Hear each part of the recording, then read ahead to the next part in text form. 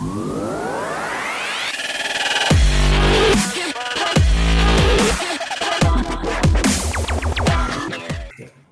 going on, guys? Welcome back to the Football Capital. We are back for another Premier League review show. I do have the boys here. Damo, Liverpool supporter in the building. Seba in the house, another disappointing week. And I got the Aussie Gooner in the house. And it's, boys, like, you know what? It's happened again.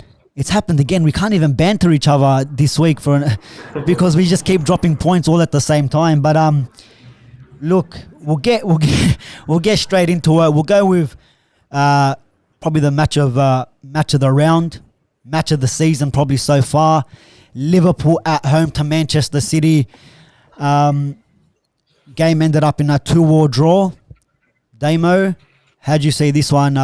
Even coming into this game, win takes your top spot in going into the international break. Man City lost midweek, was it to PSG? They had to bounce back in this one. What's your take on it? First half to me looked like it was a bit more City, but you reckon a 2-2 draw was fair result all round, or you think Liverpool or even City could have maybe pinched this one? Man, I reckon fair result, to be honest. First half for us was probably close to the worst first half we played this season. I think Klopp even said something like that at post-game, we just couldn't string passes together, and City had a couple of chances. But then, I guess we held off the champions to, nil at halftime. So going into the second half, we turned up, scored a couple of nice goals, also copped 2. But yeah, I think overall, man, fair result to share the points and stay undefeated for us anyway. That's good stuff. Boys, Seba, Steve, anything, if you guys watched the game, anything to add? I saw highlights of it, and I thought to myself, do you think Liverpool were just a little bit, rattled that it was City? I know City aren't in the best of form, but do you think it was more of a mind thing that they're facing City and they're thinking it's still City, and they were a little bit lackluster because of that vibe? I just got that vibe. It's like, go at them. Do you know what I mean? Push, press. You guys got this. But it just felt as if they were like a little bit withdrawn. I don't know. Am I just looking too far into it, or? I think it might have just been a bit of knowing that Pep and City's team, how they would set up against us, because it's always, the last couple of years now, it's been a pretty big clash for us since we've both been fighting for the title. They kind of, both teams know the way they're going to play. So the movement off the ball, I think City had that on point in the first half, which kind of did make us look, not the usual Liverpool which we've seen. But you know what? You're probably right as well. City coming to Anfield, it's got to be in the back of the players' minds, like, we're not playing, a mid to low side table team here. It is a team that, can be dangerous if they do get the ball. So I'm sure, that probably did play on their minds a bit. But I think it says a lot, considering they, arguably the worst half of the season and against the reigning champions. 2-2, it's unfortunate that they equalised straight away, but there was some magic and a lot of belief I think the fans will have after that result, regardless of, the fact that it wasn't a win. So it's a very positive result. Yeah, awesome. I think I said it in one of the earlier podcasts that a problem that, no, it's not really a problem, but when the big teams face each other early on in the season, like we've already seen, City, Chelsea, Liverpool have already played Chelsea, and it almost looks like I don't want to take too many risks just in case we drop points. You know what I mean? I'd rather get some sort of result than maybe lose this game. And I don't know I don't think Klopp, he's not going into the game thinking, boys, let's go defend and make sure we hold City off, because that's not the mentality of Klopp. But maybe the players going into this one, the first half, they thought, let's see if we can hold them off. They struggled a little bit, but then that second half was completely different. That second half, it felt like they swapped kits almost. Do you know what I mean? Like, it was Liverpool now, the ones that were pressing, applying the pressure onto City, and they got their first goal.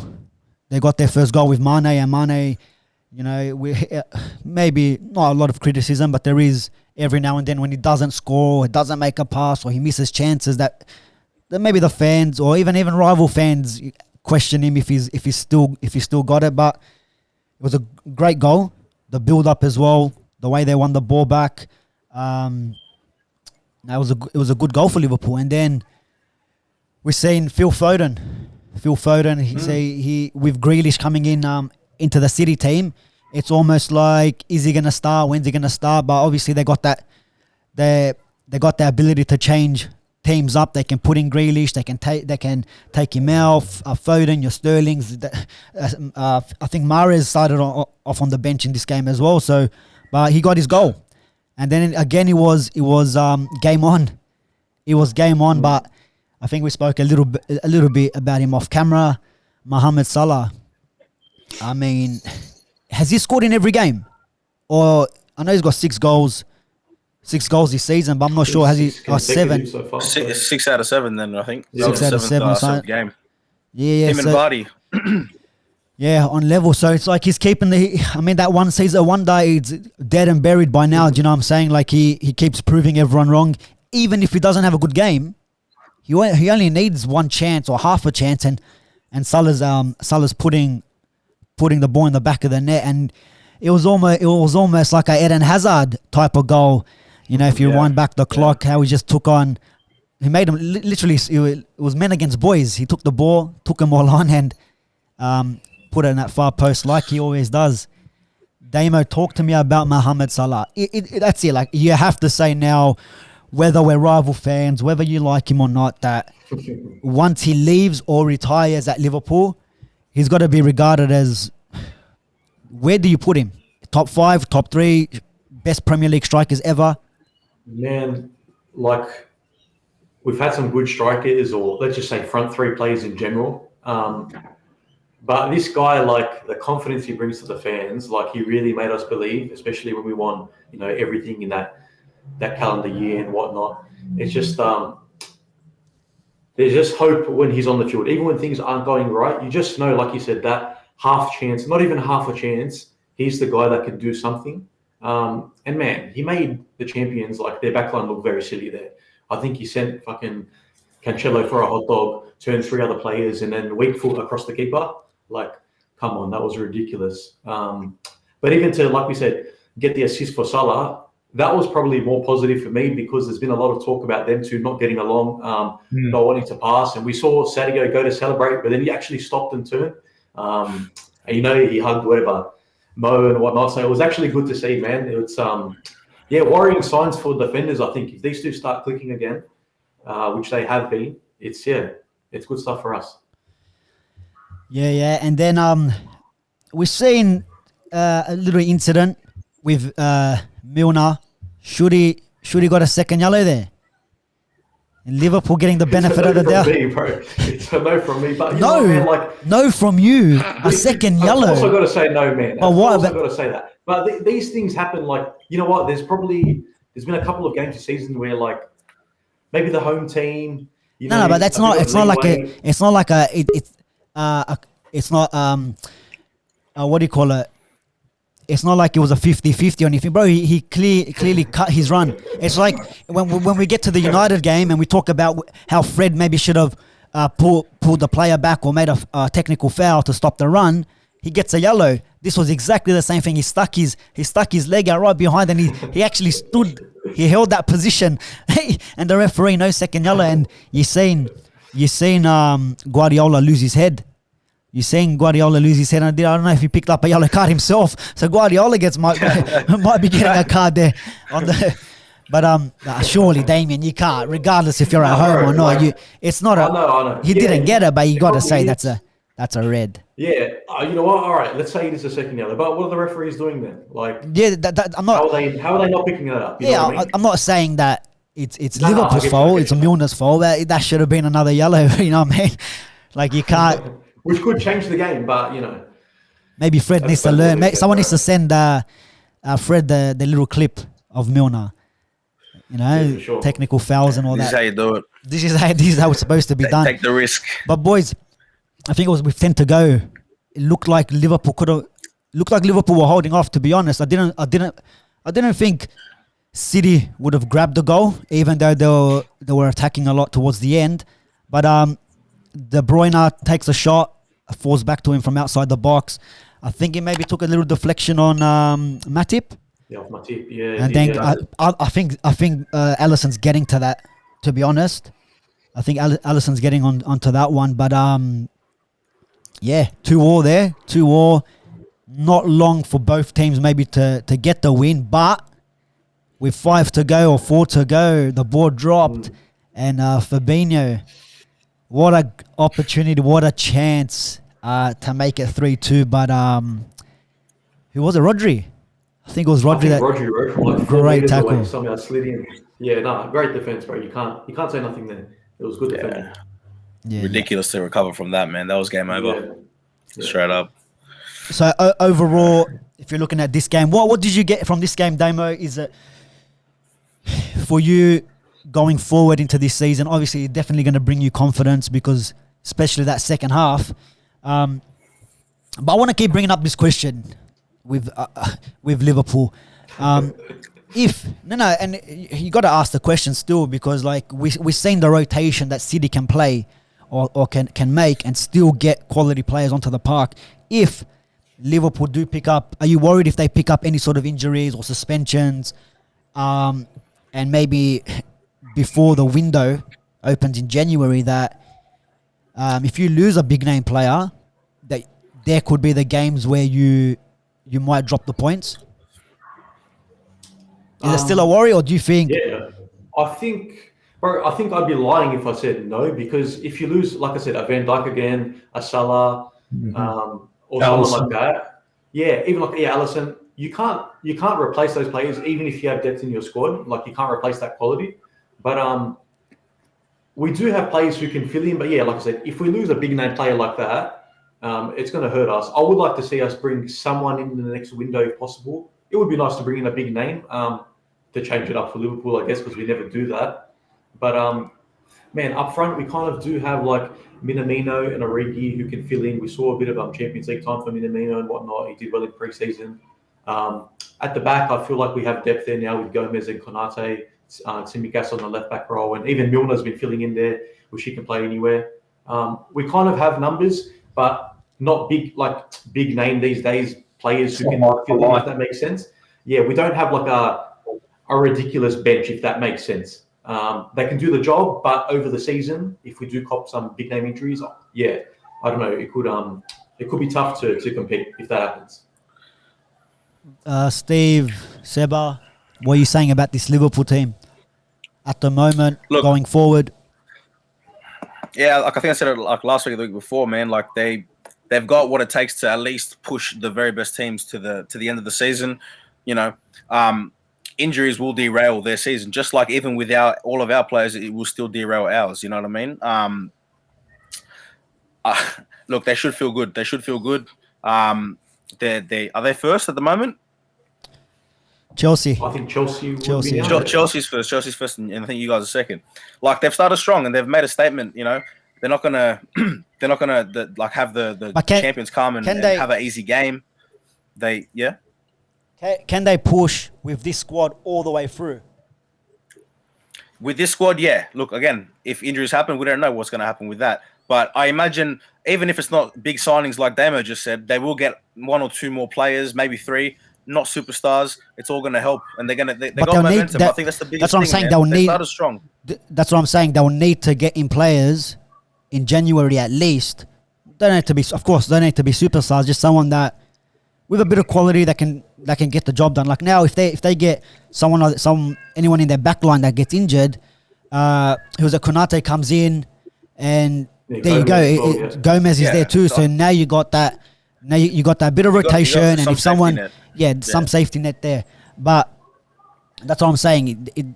If it happens after the transfer window, they could push. Liverpool were first in January at the start of Jan last year, even with Van Dijk and all that out. Once the season got started and you start playing more Champions League games, you start playing FA Cup, if you're still in the League Cup, and all these thick and fast and all that. And especially, I'm not sure if they're trying to cram in the season because of the World Cup. Maybe I think they're trying to start the Premier League season a bit earlier. I think they were saying for next year. So if you're cramming in games, 2 games a week, then yeah, it's gonna be a little bit worrying for Liverpool. But at the moment, you can't really complain. At the moment, like you said, they're thereabouts. I think just one point behind Chelsea. And they've versed some of the bigger teams as it stands already. But Liverpool doing good. City, they'll be up there. Transfers or no transfers, they'll be up there. What about City? Do you reckon City can?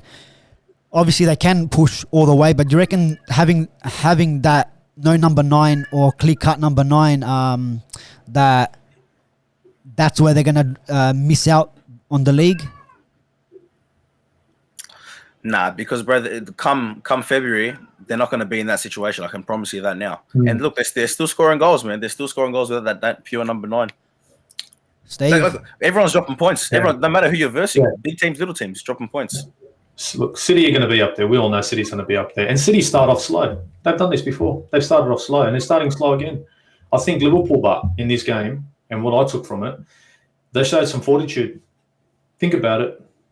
Defensively, offensively, when they were attacking, they were attacking. When they were defending, they were defending. So when you look at them for balance, they've got it. So if they have to go and defend a lead, Liverpool right now, I'd put money. If they were up 1-0 against anyone in the league right now, in Chelsea, if they had to defend that lead, I would put money that if it was 1-0, it would stay that way.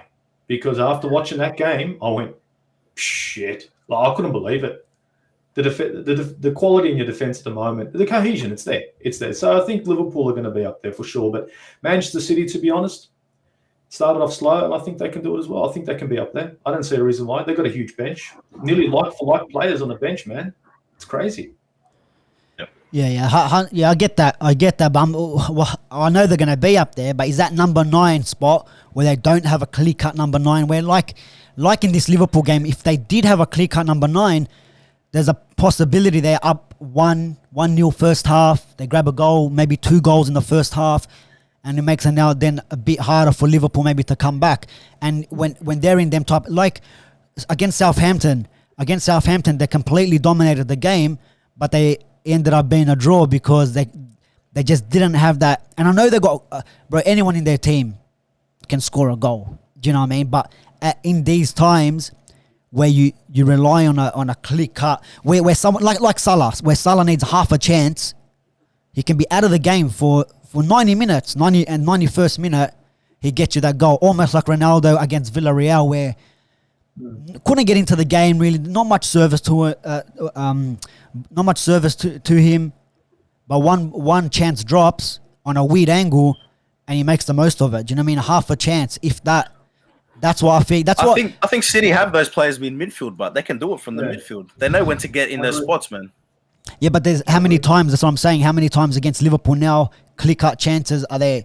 Maybe not so much clear-cut, but opportunities where if there was a Harry Kane there, let's just say, might put it away. Do you know what I'm saying? Like, of course, but they make do without. But you think like they match Liverpool, they match Salah. Yeah, but they didn't win. That's what I'm saying. It's them little small margins. We're talking small margins of if they win, and it's small margins if Liverpool gets an injury. They might not. A couple of seasons ago, they went the whole season with no injury. I also think with City, like, it's not just bringing in any big name striker now. Because I personally don't think Kane would probably be the right fit because of the way they play. I feel like Kane is a player who needs to kind of get in the box and, have balls whipped in or whatnot. I feel like City's going to be too possession based for him.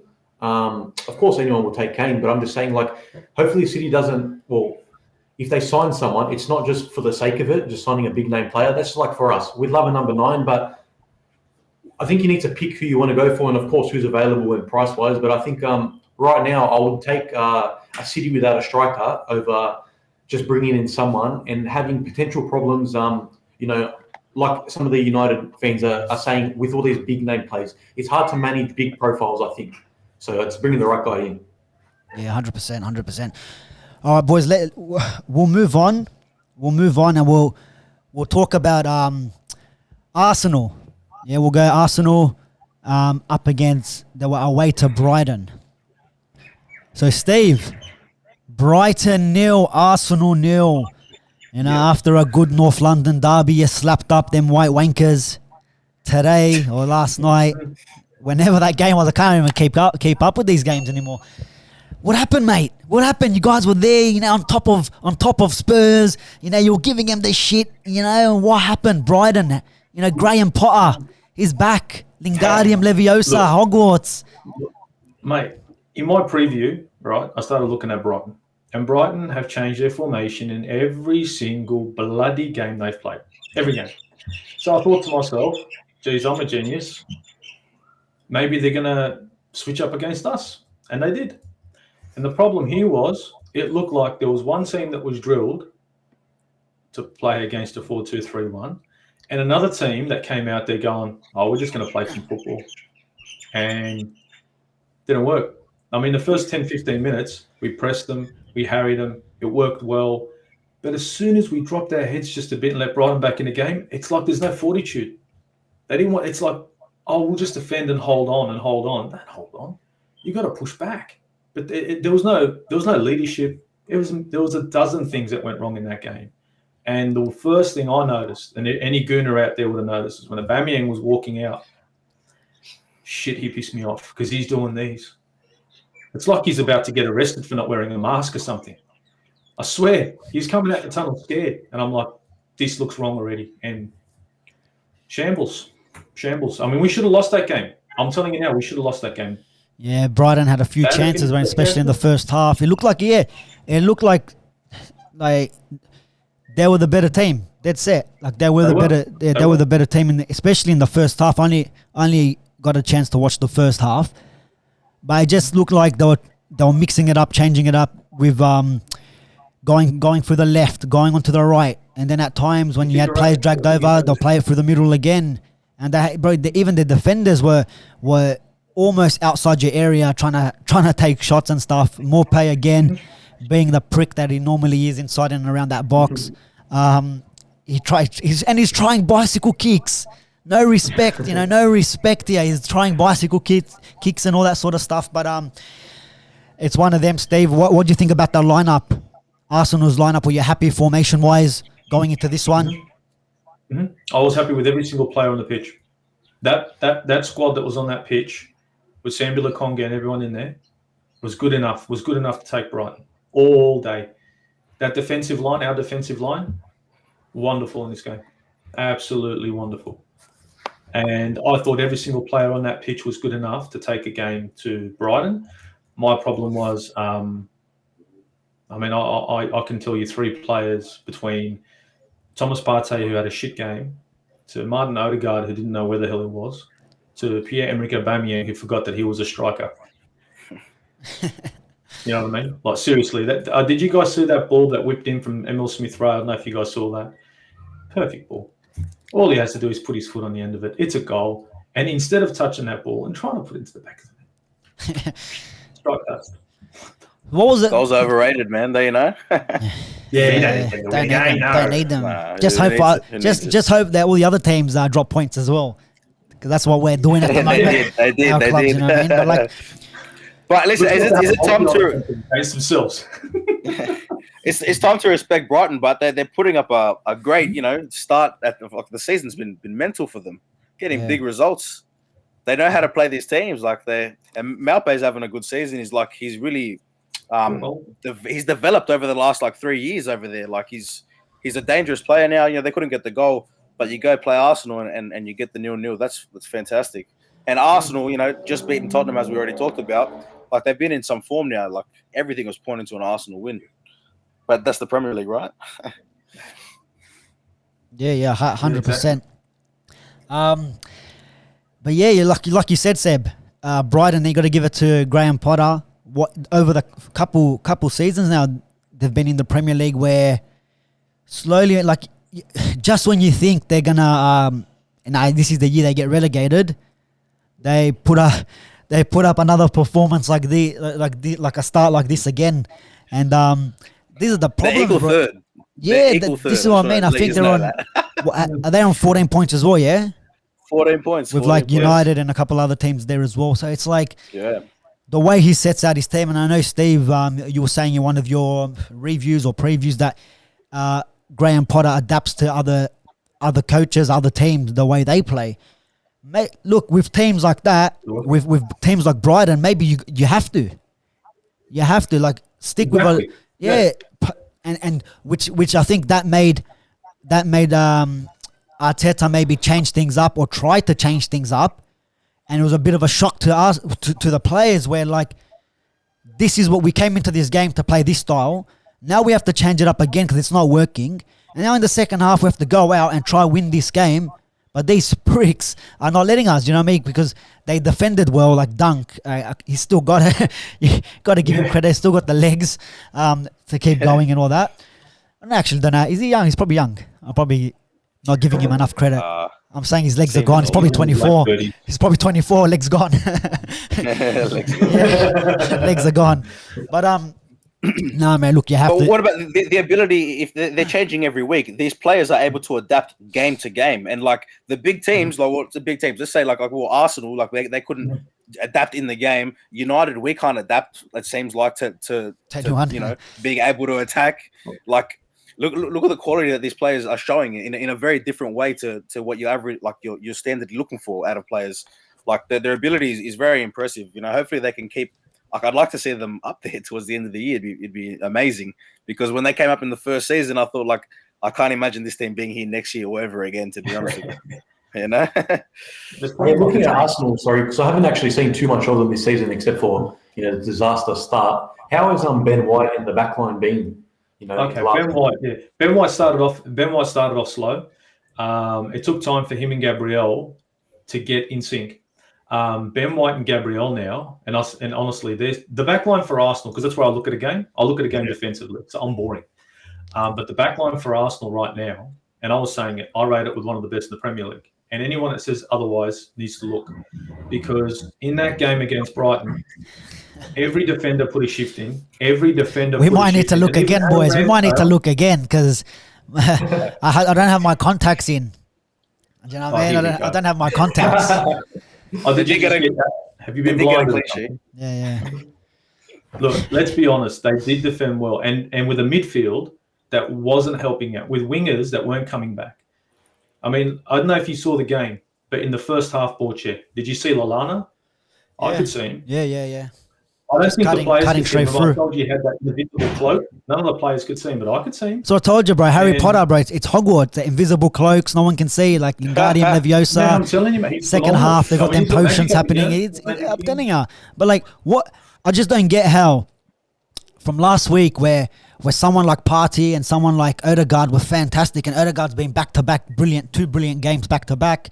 Yeah. You're going into this game and you're thinking to yourself, is there two different players coming in here, or what's happening? Do you know what I mean? Like, or what's happened there? It's not, you can't even say they've had the half the performance that they had in the last 2 weeks.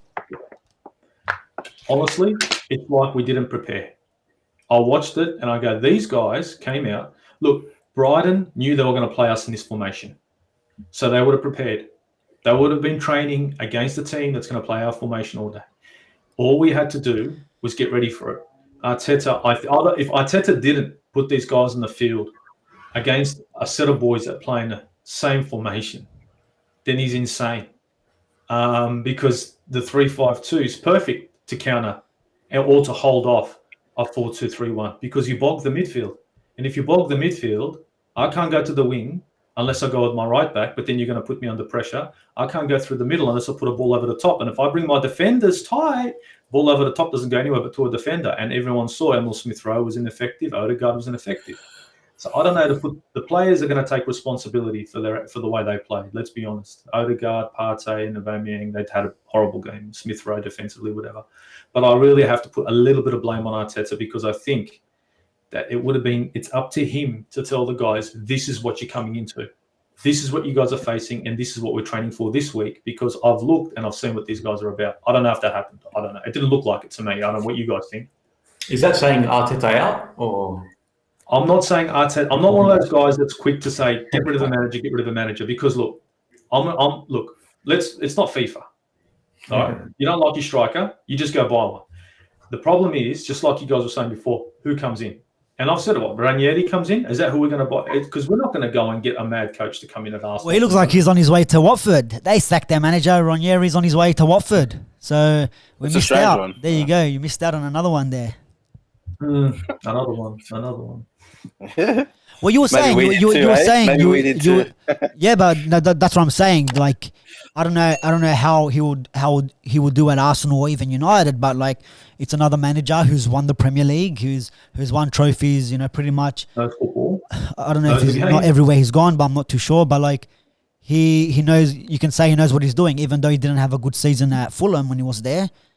But I don't know. Maybe he's the guy that can turn one of our clubs around. But yeah, look, the whole manager situation. To be honest, let's not get into that. And it's a whole other podcast with the whole managers in and out and all that sort of stuff. But boys, before we get onto the United game, I wanna touch a little bit on Chelsea because they sit top of the table going into the international break. 3-1 win over Southampton. Now I think that the scoreline kind of doesn't tell you the full story of that game because I was actually not doing a watch long, but we're watching the game with a few boys and.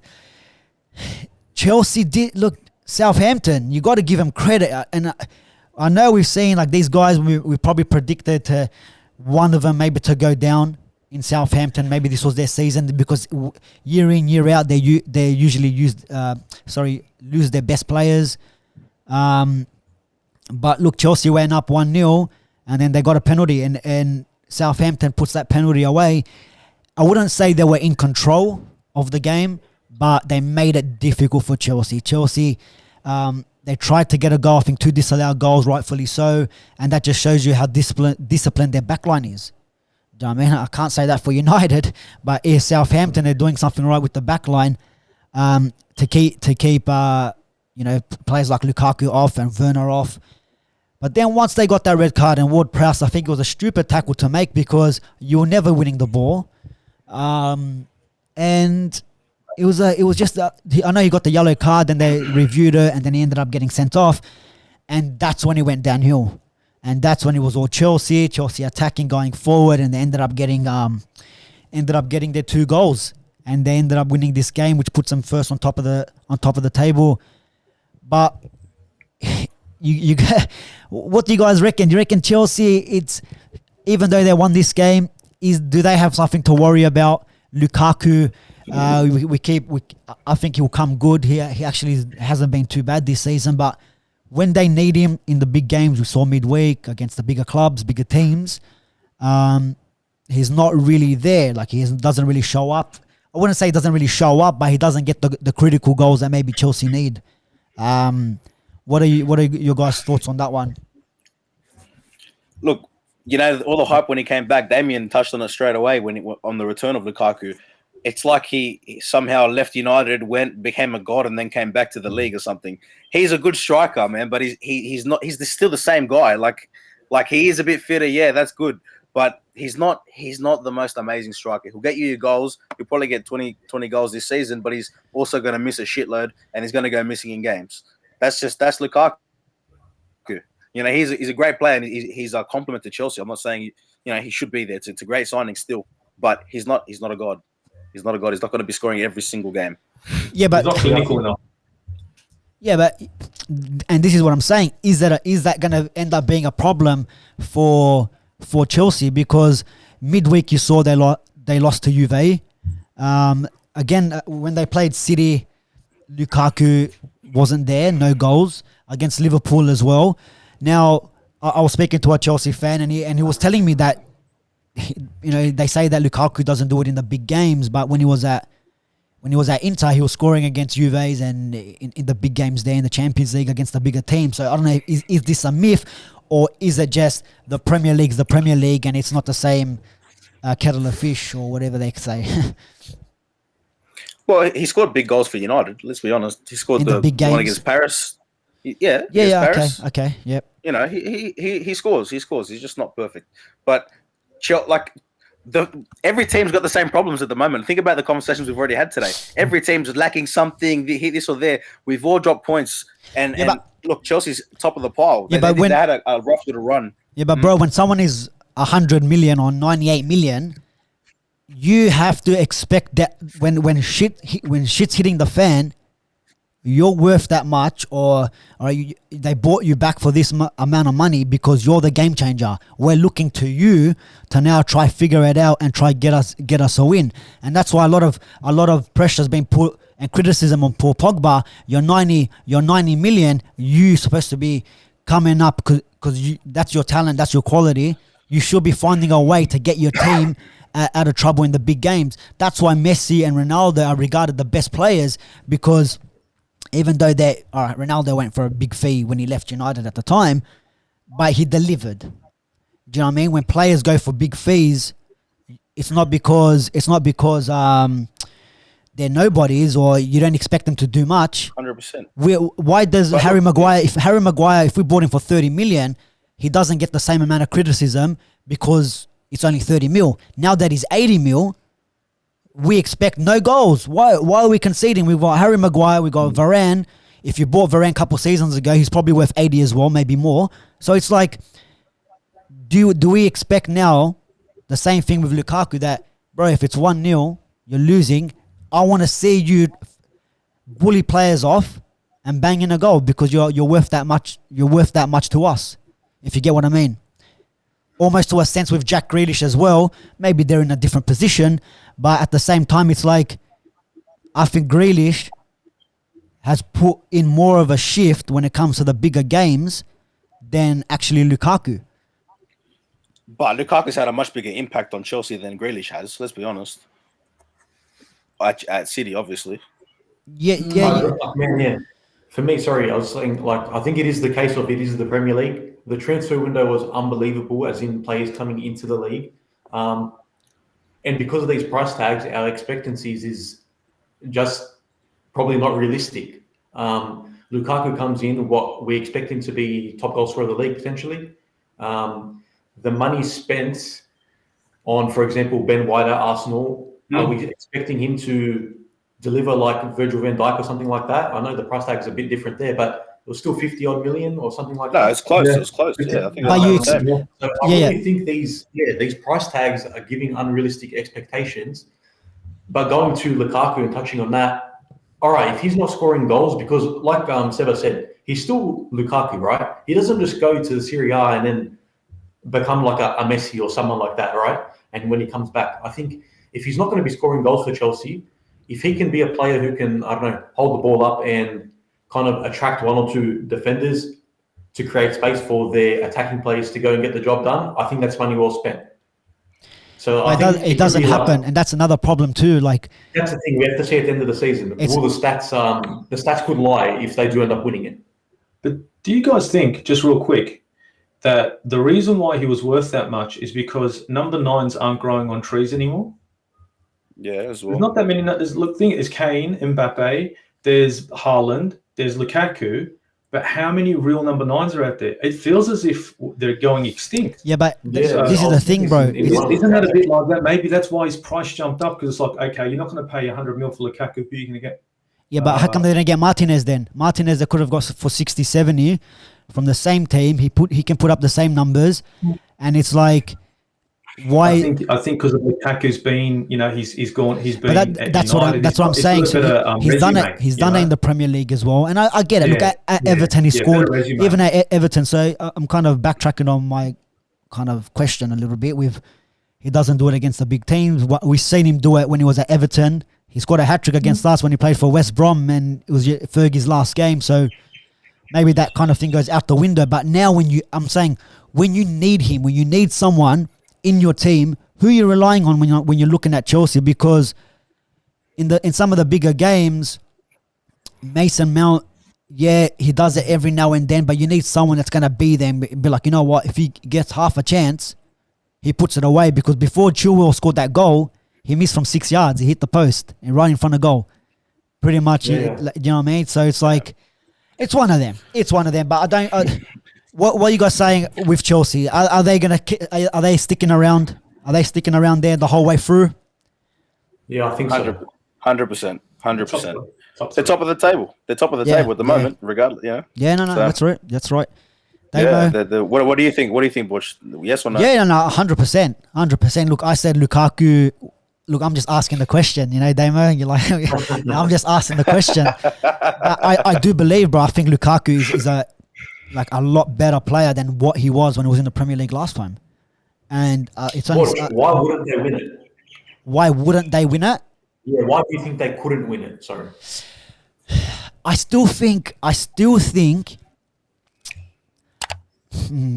it's a hard one, bro, because like I don't trust their backline, and it's hard to say that because they've kept a lot of clean sheets in the past. They've been great. They've been really good defensively, Yeah. but I still think there's times where, like even against Southampton, if there was a better quality striker, and I think even that game against Liverpool, if Salah and Mane just took a bit more risks, took extra shots, I think they get a goal and they break this team down. But I don't see why they can't win it. Do you know what I mean? I don't see why. But they've had a little bad patch before this game, and if it wasn't, and I think if it wasn't for the red card, this would have been a 1-1 draw. I don't think they were scoring because I think Ward-Prowse was absolutely killing it. Like the way he was bossing the game, and then for your captain to get red carded, the rest of the team now, it literally changed. The game changed from, you know what, we're pretty safe. Yes, Chelsea are attacking and coming at us, but we've got them controlled. Lukaku's not doing much. We put 2 on him, and we put 2 on the wide players as well, keeping him at bay, not giving him that much clear-cut chances. When they do score, they're offside, so don't worry about that. Keep the offside trap, stay tight. So they're doing well. But once their captain went, it just all fell apart, and that's maybe something they need to work on as well. Because remember last season against United, they got a red card early in the game, and they got slapped up 9-0. So it's something with 10 men that they need to maybe. I don't know, Hassan who needs to maybe figure it out with the formation, maybe change it up a little bit to just try hold. They had to try hold, and it wasn't to be for them. But definitely Chelsea's going to be there at the end of the season. And why can't they win it? Like I'm literally scraping off the bottom of the barrel trying to find a point. Do you know what I mean? But I don't know. I know Silva, but Thiago Silva's been great in the back. But I just think at times, I just think if there's someone with a bit more quality up front, they put some of them goals away. You know what I'm saying? But other than that, look, that's Chelsea boys. They're looking good at the moment. I don't think Chelsea fans will be complaining that much right about now. But let's go into the other shambolic FC in Manchester United up against Everton. More drop points from OLE and the boys. 1-1 draw. A 1-1 draw at home to Everton. Last game away at home to Villa? You lost that, missed the 90 whatever minute penalty. Midweek, winning it in the last minute. Again, performance maybe not convincing. It wasn't convincing. You could say rotation of players and injuries and all that sort of stuff. Yeah, okay. But then going into this Everton game, Seb, what were your thoughts on the lineup coming into this one? Well, obviously disappointed with the McFred, but I'm used to it now. Pogba on the bench, bro. We need to come out strong. That's the thing we've been calling for as United fans for a long time, not just this season. Come out, start strong. I'm glad Cavani started, obviously, but we just look. You know what? We did play well. The first half was good. We looked better than we normally do. Yeah. They played really well. So, with that being said, maybe the lineup wasn't wrong, but what do you think about the lineup, man? I don't even know. No. I was when I looked at the lineup, I was a bit confused. And of course, bro, when you see some of the better players or the stronger players not starting, you kind of to be honest, I was confident going into this game. When I seen the lineup, that's when I was a little bit nervous. Sancho on the bench. I want to see Sancho play, and that's because maybe I like him more than some of the other players. Could be a little biased thing, but I want to see Sancho play. And on the right, not on the left. We bought him to play on the right-hand side. You know what I'm saying? Ronaldo not starting. You're like, oh shit. Pogba, I completely agree that he should have been dropped in this game, or dropped sooner, in my opinion. Now the Fred and McTominay, no one wants to see him, but seeing that first half, it gave a bit more of a balance. I feel like it gave a little bit more of a balance. From what I seen, Bruno, it looked like he was playing a bit more of that Kevin De Bruyne role than the actual false 9 role in this game, because it was only him in the center playing that 10 role. There was not Pogba there. They're not mixing. They're not getting in each other's way. Martial started as well, which was another questionable decision from OLE. Now, yes, you could say it's the right decision because he got the goal, but what else did he offer? Him and Luke Shaw couldn't get the combinations right all game. Whether on the other side, Wan-Bissaka and Greenwood, their combinations and link-up play was the best probably I've seen when they've been in a United shirt, especially from Wan-Bissaka in that first half, right? And that's for like, yes, I know Martial scored, but could have Ronaldo played there on the left? And then maybe in it, because we want to see that. We want to see Cavani and we want to see Ronaldo on the foot at the same time. Midweek, he made like-for-like subs and took Cavani, not Cavani. In this game, sorry, he took Cavani off. But we want to see them two start, in my opinion. Or not start, or at least play together on the same pitch at the same time, right? And we've seen the difference that Cavani makes when he does play. And look, but at the same time, I don't think.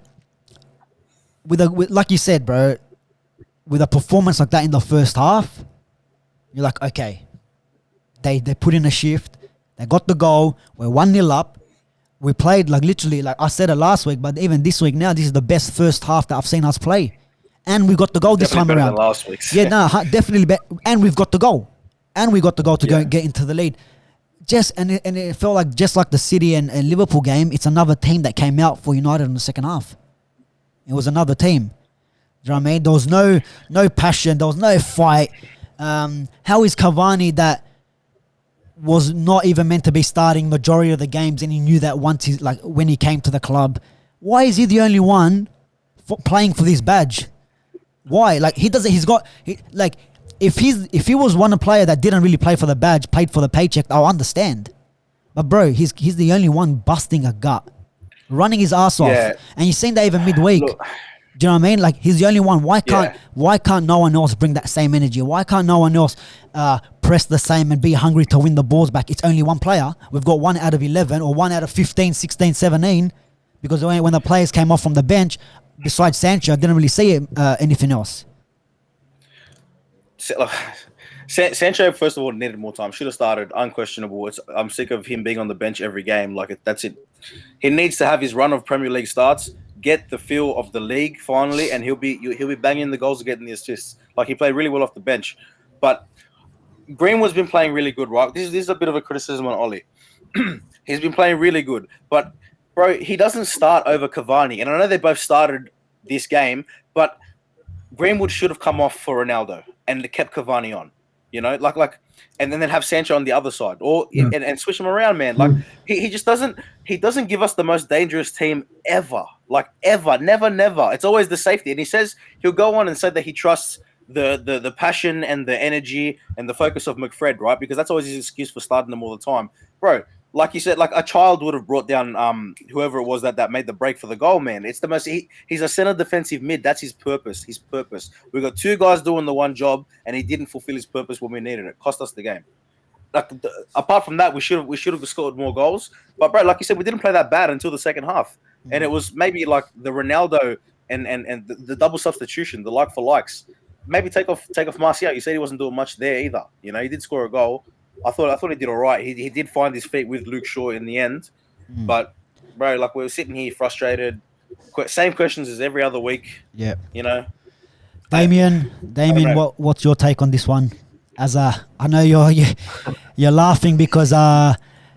Andros Townsend, and I had to have a few words to his dad on socials, and he just gave me blue. He just gave me blue love hearts, bro. He just gave me blue love hearts. You know what I mean? He's rubbing it in a little bit. But Andros Townsend is, man. I know he's from the blue side of Merseyside, but he's turning up for them. I know, like if you follow the fantasy Premier League thing or whatever, every week he's delivering. He's getting points. Like he's been around, but he's still delivering, right? Regardless who he's coming up against. So just big credit to him. And I'm not going to say really credit to Everton, because going into this game, I kind of predicted a draw, because I feel like Everton's United's bogey team. if we say, bro. We've always kind of seen it happen. Bro, I think every season. no, I don't know. I think they make it hard for us. You don't reckon not anymore?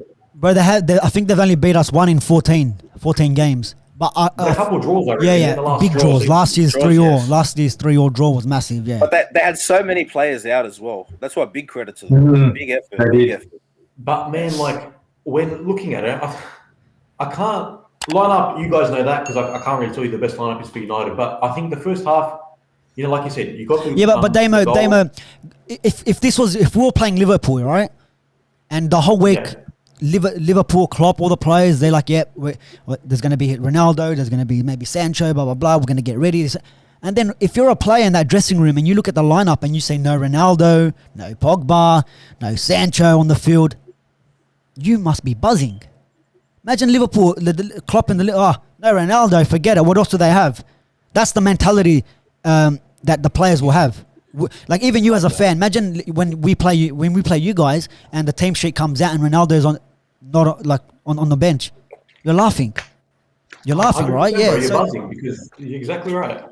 But you're right in that sense. But I still think the lineup you did enough in the first half. Yeah, but and that's what I mean. Does that justify it enough? But one crucial mistake, like let's not get this wrong. What's his name? Tamari Gray has been unbelievable for Everton as well. But you look at his physique and his strength, there's no, you cannot justify why Fred didn't do his role, man. That is his role. You don't need to score goals. You don't need to do amazing shit. Just win the ball and play it, right? There, he just had to make a challenge. So, yeah, 100% he cost you the game there. But then again, I know you asked the question to me as a Liverpool fan a couple of weeks back against Brentford, right? But why you're up 1-0, yeah? Yeah. Why doesn't Oli opt to bring on a Nemanja Matic and just shut up shop or something? Well, this is the thing, yeah. And exactly. I was gonna touch on that. I was gonna bring that up as well, Damo. You just reminded me though, and that's the thing. What are we looking to do? Because you're bringing on Sancho and Ronaldo, yeah. Your first two subs, 10 minutes into the second half, but it's like for like. So what are you trying to do? Are you trying to give players minutes? It's like for like. It's either, like I was saying to you, and this was a good example of what I was maybe trying to explain last week to you guys, yeah? Why not take off a McTominay, yeah? And then a Martial or Fred or Martial, and then bring these two players in and then for a Pogba and try kill the game off completely. Or, bro, bring in the Matic, and if that's the way you want to go of close shop, have Matic there. When the players go forward, Matic can drop in. He can hold up play. He can slow the game down because every time Everton got the ball, they were 100 miles an hour. And this is what I meant when I was talking about the whole Brentford situation with Liverpool. This just makes my point. What do you want to do? Are you going to finish these guys off? But you're making like for like. You're taking off Cavani. You're taking off Martial. Okay, maybe one of your front three would have to come off, but not both. You don't need two CDMs. Why are we still playing with two CDMs? What can all the fans say about Oli can't? What do they? Oli, bro. Every manager that we have, it's always an abstract lineup. It's always a trip out. Yeah, but now you got Rafael Varane. All right, if you don't trust your backline, now you got Rafael Varane. Yeah, okay, 100%. I know. Okay, then again, Lindelof wasn't there. Maybe you don't trust Lindelof, but I thought he had a decent game because every time Gray tried to cut in or go to the side, he held him off. Yeah, he had good body positioning, 100%. Yeah. And one more thing about the goal though, Fred wasn't the only fuck up in that goal, by the way. When this guy cuts in, everyone in the stadium knows he's coming across. How could no one again foul him even there? Like you don't have to foul him. You could get the ball. Just poke the ball away. No one could stop him, bro. It was just so simple. So simple. Man, childish errors. Going back to the substitutions, and I guess this is Olini's tactics, right?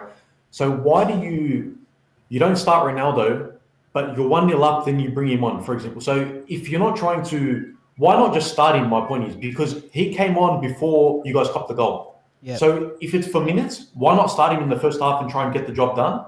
Take him off at halftime, or replace him in the 60th minute compared to bringing him on when you're already 1-0 up. I don't understand what you're trying to achieve. The thing is, bro, it's a go, Steve. Go on. Well, you know what I thought when Ronaldo come in, I didn't. I was expecting Ronaldo to go on the left, Cavani to stay in the centre there. I wasn't expecting I was expecting Martial out, but I wasn't. I was also expecting Matic in. And I know it's like you got two CDMs. I don't think Fred and McTominay were playing like CDM. They're playing like box to box. I think if Matic had to come in and Ronaldo had to come to the left and Cavani had to stand in the middle, what he would have done, he wouldn't have been defending. He would have killed the game because you guys had the ball in the first half. How much? Yeah. They didn't have anything. You would have had it 70% for a long time. It would have happened again. It would have. Tell me now. Imagine if you had Matic in there and you had Ronaldo and you had Cavani and you're playing 70% possession again. You're telling me you guys wouldn't score a goal? Bloody hell, you would have scored two more. I don't know what happened there. It was weird. It's you know what it is, bro. It's a difficult one because if Ronaldo does come on and he scores or he sets up and substitutions are right. Like now you can spin this in a positive or negative way, but Ollie's subs from when he's been at United, Ollie's substitutions have been in more goals and assists than any other team in the Premier League.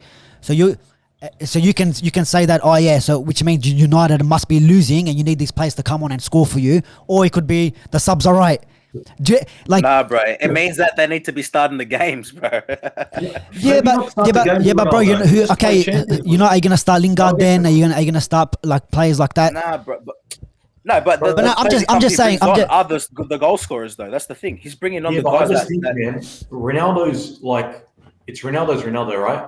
I wouldn't expect Liverpool, regardless playing Champions League, to have Salah on the bench, for example, or Chelsea to have Lukaku on the bench. Everyone played Champions League midweek. He's and you've got international break coming up anyway. So why doesn't he? Yeah, I don't know. How about this? Like you put him on in the second half. Everton already been drilled They've already had to defend for their lives for the first 45. I've got fatigued defenders. I've got a fresh Ronaldo. I've got a Cavani in the middle. I've got a Matic who can cover me. Bodgy, can't you see it? That's beautiful. Yeah, I understand. I understand. I get that. And 100%, that's right. But I just think the way the first half went for us was pretty much that, okay, we didn't really need Ronaldo. But he's come on now with 10 minutes, 10 minutes after the thing, but you're bringing off Cavani. You're bringing off, the changes are wrong. And that's where I went to the point, to you, Damo, about what was Klopp trying to do, or why doesn't he do this, or just trying to get your opinion. That's where I think here, he's got it wrong. What are you trying to do, like for like? We're not fucking 3-0 up and now just give him a run. Yeah. You know, we need another goal. So it's either you keep Cavani on the field because he was the only one playing with passion and giving us all the energy. Yeah, you take him, and then you put on what's his name? You take off. It's either you take off Martial for Ronaldo, right? And Greenwood.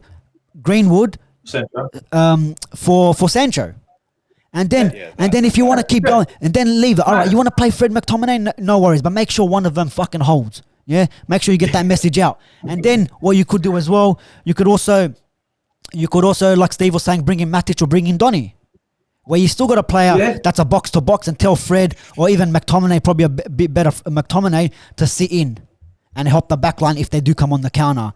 And these are the things like.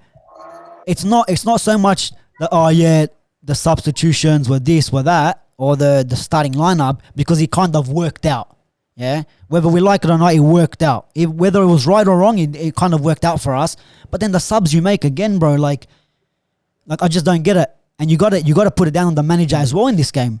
Even though I think the players weren't putting in as much in that second half, but the substitution, it's either hold if you're shitting yourself, but Rafa's park the bus kind of tactics or low block. Yeah. If you're shitting yourself, fuck it. All right, no worries. Put on Matic, put on another defensive player, put them on, hold the game for half an hour and try get the result, or go fucking try win it. Now you don't know what you're trying to do. You want to go forward, you want to hold, you want to keep these two players on, and then you brought Pogba on for Fred when it was too late.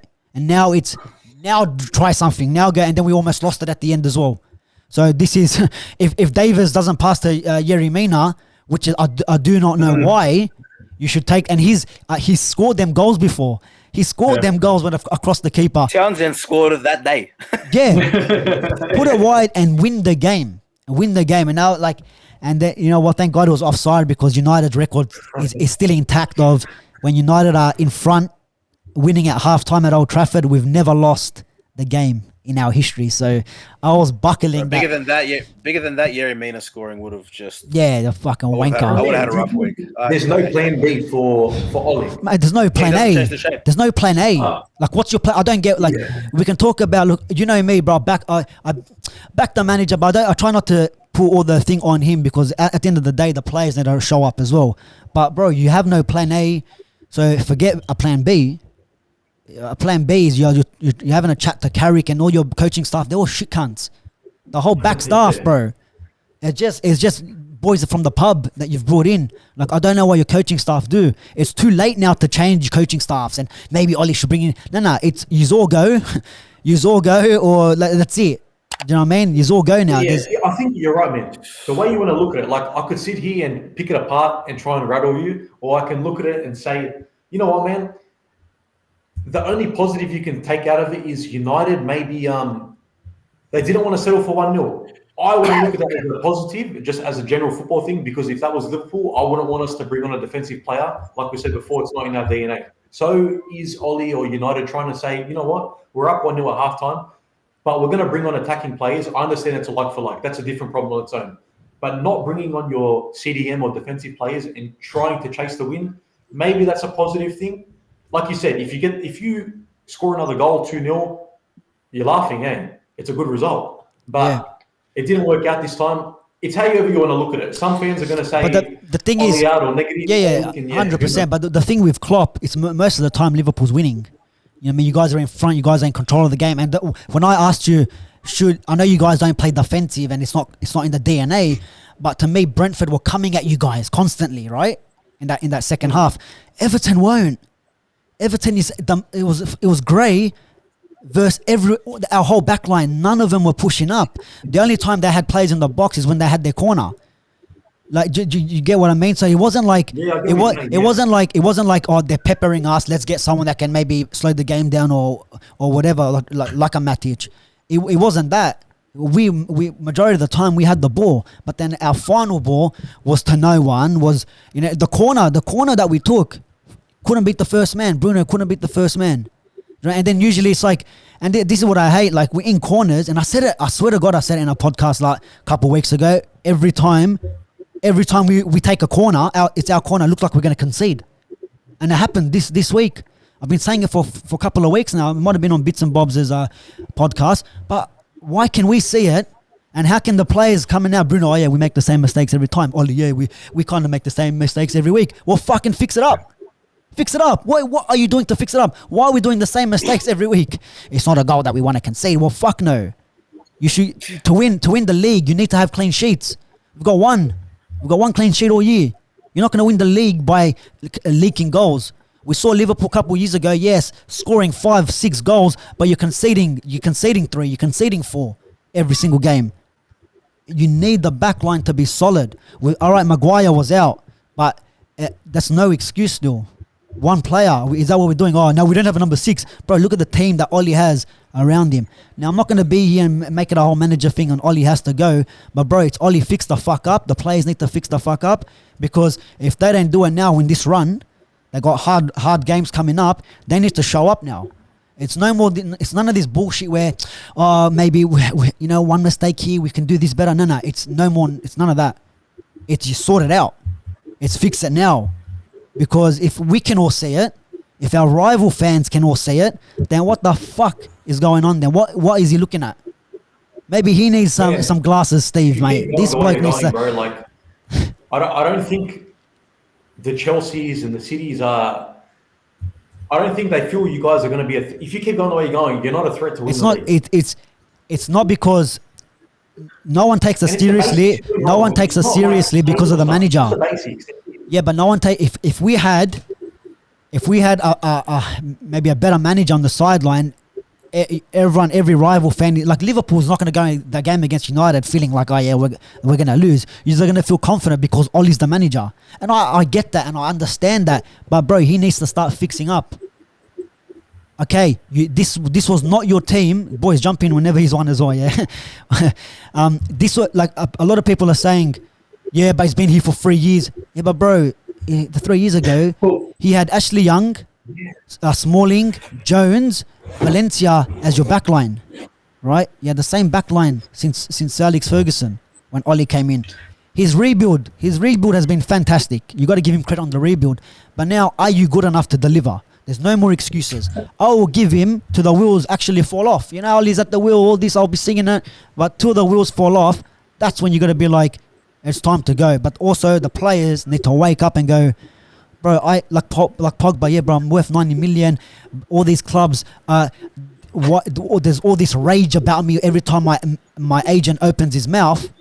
But you're fucking getting bullied off the ball, and now you're wondering why you're on the bench. Your best performance was when he went to that fucking festival after one of our wins, when he was dancing on stage. That's your fucking best performance this season. Yeah, and let's be real, bro. He's got seven assists, bro. Yeah, but 7 assists. That's not consistent with how Fred and McTominay. Yeah, but you can say that. It's easy to look at. It's easy to look at the positives, but then when he loses the ball and costs us an error and the other team score from his mistakes and he's losing possession by getting bullied off the ball by players half his size. That's an issue, and it happens. If only we had 2 center defensive mids behind him, huh? No, you see, the thing is, like, Fred and McTominay didn't have the best game, but let's be honest, McTominay had a good game. And honestly, and this is going to sound like much, I think McTominay's fucking playing better football than Pogba. And I know it's a big call, but I think he is. I mean, in that game, I watched him play, and I'm thinking he's being an arsehole, but he's playing well. Like, for example, Pogba. He did all right. He did all right. But Fred's the biggest issue of the thing is, I'll take McTominay all day over him. Yeah, but you know what the thing is? I reckon Matic beside him was better. I swear to God. 100%, bro. I've been calling for Matic since the start of the season. Yeah, but let me give you an example. Like Pogba, right? He ended up winning the ball right on their goal line, right on Everton's goal line at the end of the game. He's won the ball. Now, instead of releasing it, bro, it's 90th minute. Quick touch to Luke Shaw. He wants to fuck around with it. Yerry Mina says, where you going? And then he decides to body slam him. He lost the ball. Play the ball early, bro. And he keeps doing that. And like, I don't give a fuck if people say it's an agenda thing. I keep seeing it from Pogba. Bro, play the ball. You've got the quality. Don't think because you're poor Pogba that you're invincible and no one can win the ball off you. Because I remember when Zlatan was here, he was the same thing. Yeah, when he was on the ball, he lost it. He fought everything. Every time a player touched him, it was a free kick for him. No, bro. Yeah. He always wants to foul. Play the ball quicker. Understand the assist. Yeah, great, fantastic. But even in the games where he produced the assists, you lost the ball on a bullshit tackle where you should be winning it. The goal that we scored against Wolves, if any other day, if the referee woke up on a different side of the bed, he's giving that a free kick because poor Pogba's second touch is a fucking tackle. Could have been a red because you've seen them given, right? And he did that. He did that the week after, and he got a yellow card for it. Your second touch is a tackle. Like, the players need to step up. Is he feeling himself too much? Is he getting a Balotelli head? That's what I'm saying. And that's what I mean. I just thought it was a bit more balanced. Even I know Paul Pogba's quality and he can be the best midfielder on his day. But how many on his days has he given us? Yeah. I can't have on his day. He's got 7 assists the first 3 games. Then what happened? The rest of the 4 games. So he flips the switch off because I've done my job. At least give me something. Like, yeah. I don't know, boys. I still think he can come back. I don't think it's season done for him, but yeah, like. Oh no, not Pogba. No, not Pogba. I'm just saying, it's just the simple things, bro. Just make your passes. You're like, I don't know, bro. I don't want to keep going on this poor Pogba thing, bro. Like, I get you, but he does. He has to improve. Like everybody, like 100%, he does, bro. Like and everyone needs to lift and get some cohesion. Yeah. That's the biggest thing. Well, look, boys, we'll wrap it up there. Otherwise. Head's going to be gone, bro. Damien's going to ask me a question. It's going to rattle me again. And I'm going to... Just asking the question, you're right. You're just asking the question. I can't blame you there. But look, boys, we'll wrap it up there. Look, the positive thing is that this week, none of our teams are losing this weekend. So that's a positive, yeah? If you want to take anything out from this season. I mean, I guess for Liverpool, they're still 1 point behind. United... 2 points behind with a massive fixture list coming up, and Arsenal is just Arsenal. You know, they're just hanging about. have a three game run, and then get excited, get giddy, and then when you guys versus Crystal Palace, it's the same old story. Unless Vieira gives it to you there. You know what'll be funny? We versus Crystal Palace. We slapped them 4-0. We'll play some Southampton and end up losing friggin' 4-0. That's it, bro. That's it. You guys make it exciting. You guys make it exciting. But look, there even some other results. So we won't touch on them. But like Leicester dropping points from 2-0, Brentford winning last minute against West Ham. So you got to be on to the final minute, boys. Yeah, final minute. You got to make sure you're on. But yeah, look, for everyone else, leave your comments below. Let us know what you think about Liverpool and the City game, especially. Also Arsenal. Let Steve know. Go on Steve's channel. He's had his little rant there over at the Aussie Gooner YouTube channel. Give him a like, give him a subscribe as well. Just started the channel. We're fresh to the YouTube game. And yeah, let us know what you think about. I don't think I need to ask about OLE and Manchester United going into this international break. I think I already know, so you don't need to comment anything about OLE. I've already. It was OLE out once the lineup was released. But like always, guys, like, share, subscribe, all that good stuff, and we'll see you after the international break. Boys, nice having you. Talk soon. Hey, Jesse Lingard he's done it. He's J-Lings. This guy. This side. He's done it. He knows. This is staying in. This one's staying in. So he's done the Lingard celebration, yeah? And he's done the Lingard. This is why you got to stay after the credits, because there's always something happening, like they do it in Hollywood. But take it easy, guys. Behind closed doors.